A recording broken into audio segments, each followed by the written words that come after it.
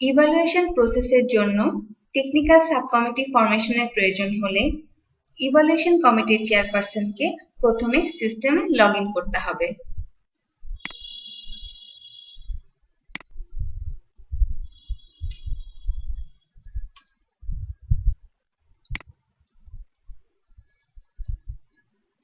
এরপর evaluation menu থেকে evaluation committee সাবমেনুতে click করতে হবে।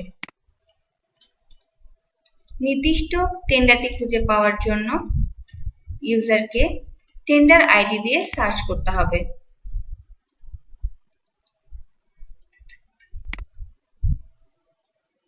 এরপর টেন্ডারটির ড্যাশবোর্ডে ক্লিক করতে হবে।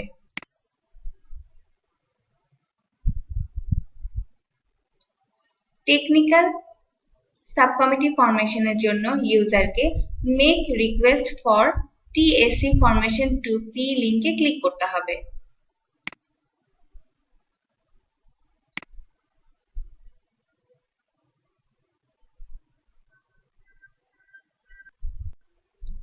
রিকোয়েস্টটি সাকসেসফুলি পি ইউজারের কাছে সেন্ড হলে system technical sub committee formation request send successfully মেসেজটি শো করবে। ইভালুয়েশন কমিটির চেয়ারপারসন টেকনিক্যাল সাব কমিটি ফরমেশনের জন্য পি ইউজারকে রিকোয়েস্ট করার পর পি ইউজার সিস্টেমে লগ ইন করবে। এরপর টেন্ডার মেনু থেকে মাই টেন্ডার সাবমেনুতে ক্লিক করতে হবে। এরপর প্রসেসিং ট্যাবে ক্লিক করতে হবে এবং নির্দিষ্ট টেন্ডারটির ড্যাশবোর্ডে ক্লিক করতে হবে।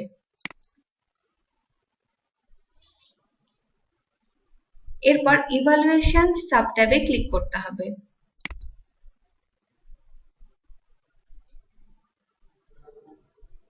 নিচে টেকনিক্যাল সাব কমিটি ফরমেশনের জন্য ইউজার ক্রিয়েট টিএসসি লিংকে ক্লিক করবে অথবা পূর্বের কোনো তৈরিকৃত কমিটি ইউজ করতে চাইলে ইউজ এক্সিস্টিং কমিটি লিংকে ক্লিক করতে হবে। নতুন করে টেকনিক্যাল সাব কমিটি ফরমেশন করার জন্য ইউজারকে ক্রিয়েট টিএসসি লিংকে ক্লিক করতে হবে। প্রথমে কমিটি নেম দিতে হবে।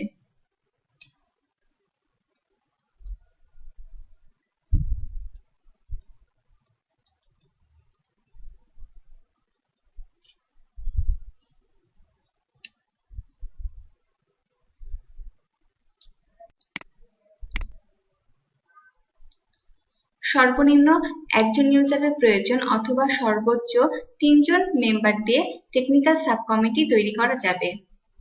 মেম্বার অ্যাড করার জন্য অ্যাড মেম্বার্স বাটনে ক্লিক করতে হবে। এরপর ইউজার সিলেক্ট করে অ্যাড বাটনে ক্লিক করতে হবে।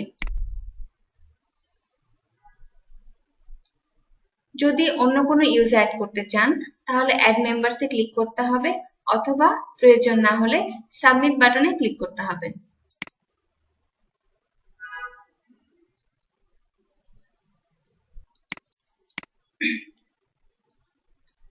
টেকনিক্যাল সাব কমিটি তৈরি হয়ে যাবার পর ইউজার যদি টেকনিক্যাল সাব কমিটি পরিবর্তন করতে চান তাহলে এডিট টিএসসি লিংকে ক্লিক করতে হবে অথবা কমিটি দেখতে চাইলে ভিউ টিএসসি লিংকে ক্লিক করতে হবে। এরপর প্রকিউরিং এন্টিটি টেকনিক্যাল সাব কমিটির অনুমোদনের জন্য ওয়ার্কফ্লোর ক্রিয়েট লিংকে ক্লিক করতে হবে। টেকনিক্যাল সাব কমিটি ফরমেশন সম্পূর্ণ হলে ইউজারকে নিচে অনুমোদনের জন্য ওয়ার্কফ্লোর কলাম থেকে ক্রিয়েট লিংকে ক্লিক করতে হবে। এরপর ইউজারকে নাম্বার অফ রিভিউয়ার্স এবং number of days for file escalation input দিতে হবে। যদি রিভিউয়ারের সংখ্যা না থাকে তাহলে 0 ইনপুট দিয়ে টাস্কটি কমপ্লিট করতে হবে।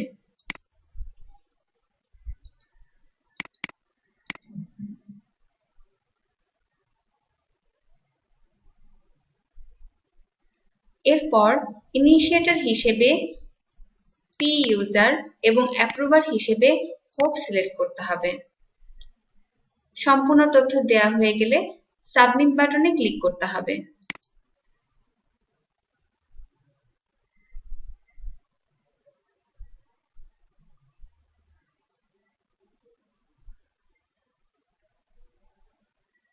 এরপর ওয়ার্কফ্লো যদি কোনো কারণে এডিট করতে চান, ইউজারকে এডিট লিঙ্কে ক্লিক করতে হবে অথবা দেখতে চাইলে ভিউ লিঙ্কে ক্লিক করতে হবে। ইউজার যদি ওয়ার্কফ্লোর ফাইলটি প্রসেস করতে চান তাহলে প্রসেস ফাইল ইন ওয়ার্কফ্লো লিঙ্কে ক্লিক করতে হবে।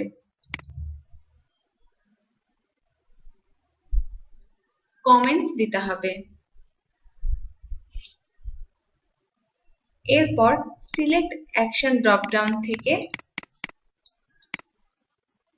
ফরওয়ার্ড সিলেক্ট করে নিম্নে সাবমিট বাটনে ক্লিক করতে হবে।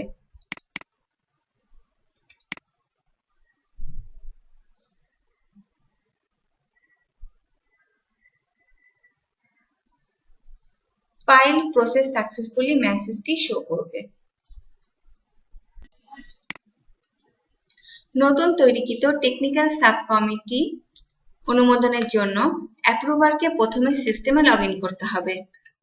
এরপর ওয়ার্কফ্লো মেনু থেকে পেন্ডিং টাস্ক সাবমেনুতে ক্লিক করতে হবে। এরপর পেন্ডিং টাস্ক থেকে প্রসেস লিঙ্কে ক্লিক করতে হবে।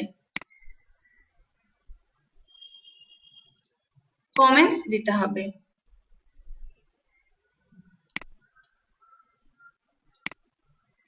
ইউজার যদি ডকুমেন্টটি রিটার্ন করতে চান তাহলে রিটার্ন, অ্যাপ্রুভ করতে চাইলে অ্যাপ্রুভ সিলেক্ট করতে হবে অথবা রিজেক্ট করতে চাইলে রিজেক্ট সিলেক্ট করতে হবে। সকল তথ্য সঠিকভাবে দেয়া হলে সাবমিট বাটনে ক্লিক করতে হবে।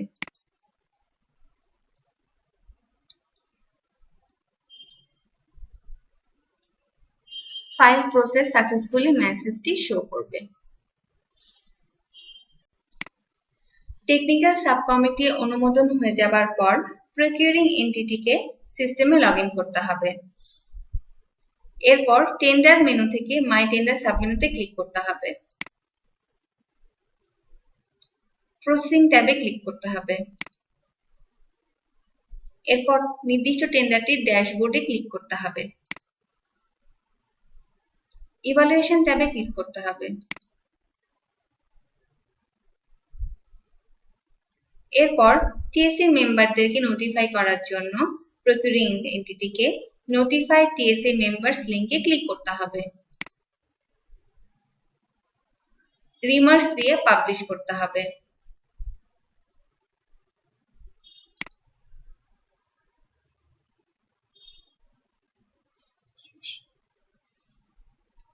Tender sub committee publish successfully মেসেজটি শো করবে। টেকনিক্যাল সাব কমিটি মেম্বারদেরকে নোটিফাই করার পর টেকনিক্যাল সাব কমিটি মেম্বারদেরকে প্রথমে সিস্টেমে লগ ইন করতে হবে। এরপর ইভালুয়েশন মেনু থেকে টেকনিক্যাল সাব কমিটি সাবমেনুতে ক্লিক করতে হবে। এরপর নির্দিষ্ট টেন্ডারটির ড্যাশবোর্ডে ক্লিক করতে হবে। ইভালুয়েশন প্রসেসটি সম্পন্ন করার জন্য প্রথমে ইউজারকে ডিক্লারেশন দিতে হবে এবং ডিক্লারেশনের জন্য ইউজারকে তার নামের লিঙ্কে ক্লিক করতে হবে। এখানে ইউজারকে টেন্ডারার অথবা অ্যাপ্লিকেন্টের সাথে বিজনেস অথবা অন্য কোনো সম্পর্ক নেই তা ডিক্লেয়ার করতে হবে। মেম্বার ডিক্লারেশনটি এগ্রি করলে পাসওয়ার্ড এবং কমেন্টস দিয়ে সাবমিট বাটনে ক্লিক করতে হবে।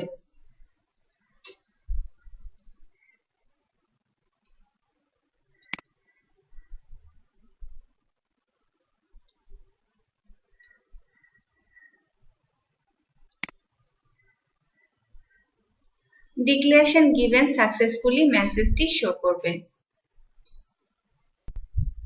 ডিক্লারেশন হয়ে যাবার পর ইউজারকে রিকমেন্ডেশন ট্যাবে ক্লিক করতে হবে।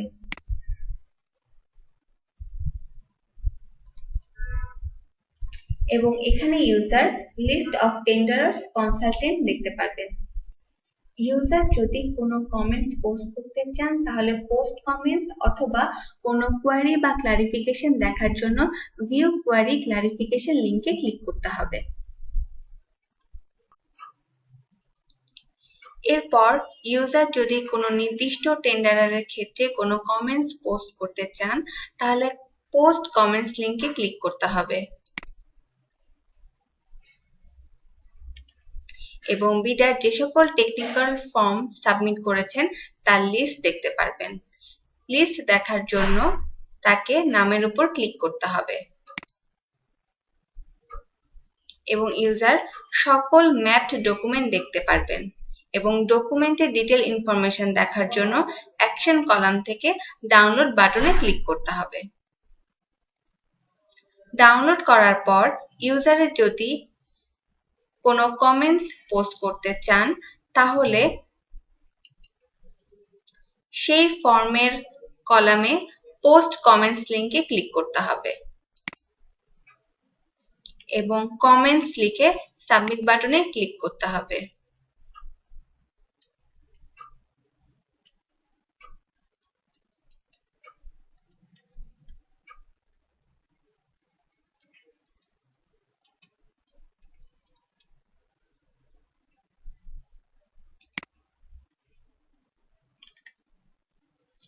কমেন্ট পোস্টেড সাকসেসফুলি মেসেজটি শো করবে। যদি ইউজার কমেন্টসটি এডিট করতে চান তাহলে এডিট অথবা ডিলিট করতে চাইলে ডিলিট লিংকে ক্লিক করতে হবে। এরপর ইউজারকে গো ব্যাক টু ড্যাশবোর্ড বাটনে ক্লিক করতে হবে এবং কমেন্টস দেওয়ার পর কমেন্টস স্ট্যাটাসে কমেন্টস গিভেন মেসেজটি শো করবে। একইভাবে ইউজার যদি অন্যান্য টেকনিক্যাল ফর্ম দেখতে চান তাহলে তার নামের উপর ক্লিক করে ইনফরমেশন দেখে এবং কমেন্ট পোস্ট করতে চাইলে প্রতিটি ফর্মের রেসপেক্টে পোস্ট কমেন্ট করতে পারবেন এবং মেইন ড্যাশবোর্ডে ফিরে যেতে গো ব্যাক টু ড্যাশবোর্ডে ক্লিক করতে হবে।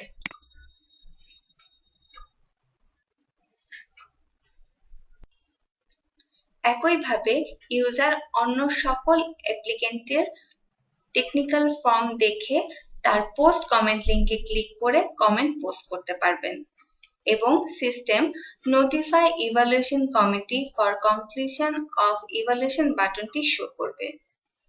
এক্ষেত্রে ইউজার যদি কোনো রিকমেন্ডেশন রিপোর্ট আপলোড করতে চান তাহলে আপলোড রিকমেন্ডেশন রিপোর্ট লিংকে ক্লিক করতে হবে। এরপর অ্যাকশন থেকে আপলোড রিপোর্ট লিংকে ক্লিক করতে হবে। ব্রাউজার বাটনে ক্লিক করে ডকুমেন্টটি সিলেক্ট করতে হবে।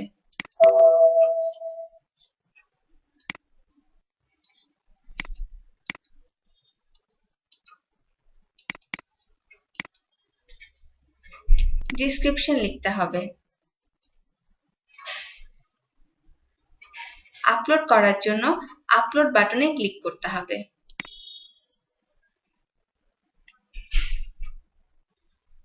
ডকুমেন্ট আপলোডের সাকসেসফুল মেসেজটি শো করবে।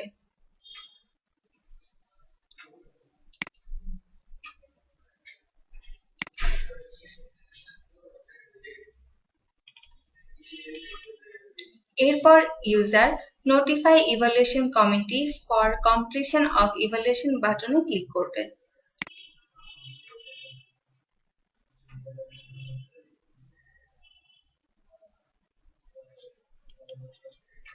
Evaluation committee members are notified successfully মেসেজটি শো করবে।